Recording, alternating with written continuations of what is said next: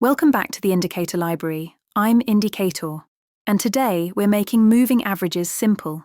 They're one of the most used tools in trading, but for many people, they're still slightly unclear. So let's break them down properly, step by step. No confusion, just structure. At its core, a moving average is simply the average price over a specific number of periods. That's it. No prediction, no secret formula, just an average. For example, a 50-period moving average adds together the last 50 closing prices and divides by 50. That value is plotted on the chart, and as new candles form, the calculation updates, which means the line moves. That's why it's called a moving average. It smooths price, it reduces noise, and helps you see direction more clearly. Now let's compare the two main types: simple moving average and exponential moving average.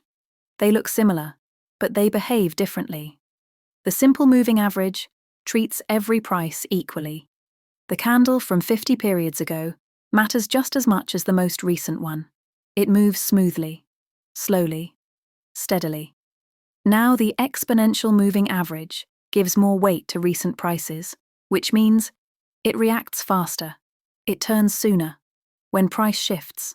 But that extra sensitivity can also create more false signals in choppy markets. So here's the trade-off. If you look at the yellow line, that's the simple moving average. Notice how it curves more gently, it smooths price, but it reacts more slowly to this turning point. Now look at the thinner orange line. That's the exponential moving average. See how it bends sooner?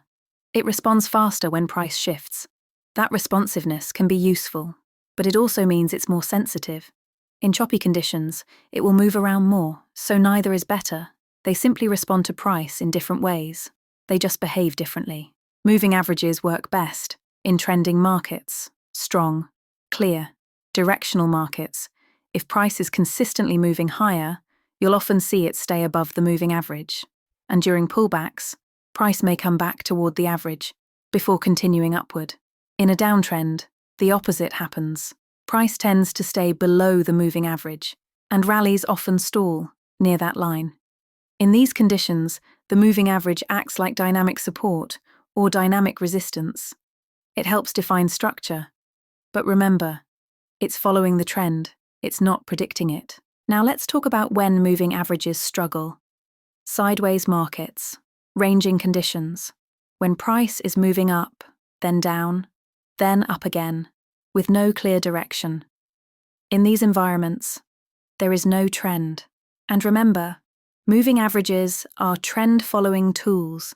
If there's nothing to follow, they start to whip back and forth, crossing above the moving average, then below the moving average, generating signals that don't go anywhere.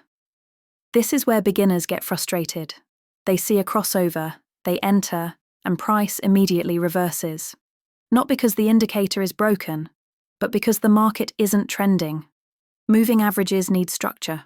Without structure, they lose their edge. Now let's talk about crossovers.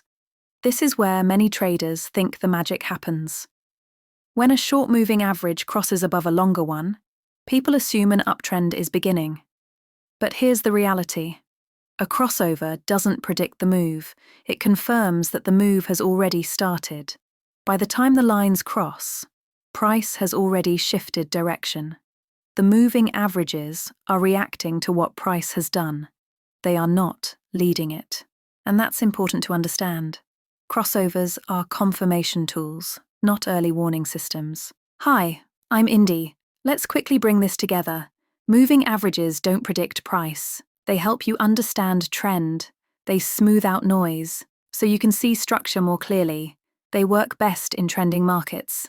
They struggle in sideways conditions. And crossovers, they confirm what has already happened, not what's about to happen. If you understand that, you're already using them more intelligently than most beginners. If this helped clarify things for you, make sure you subscribe and explore the rest of the Indicator Library. We're building real understanding here, step by step, and I'll see you in the next one.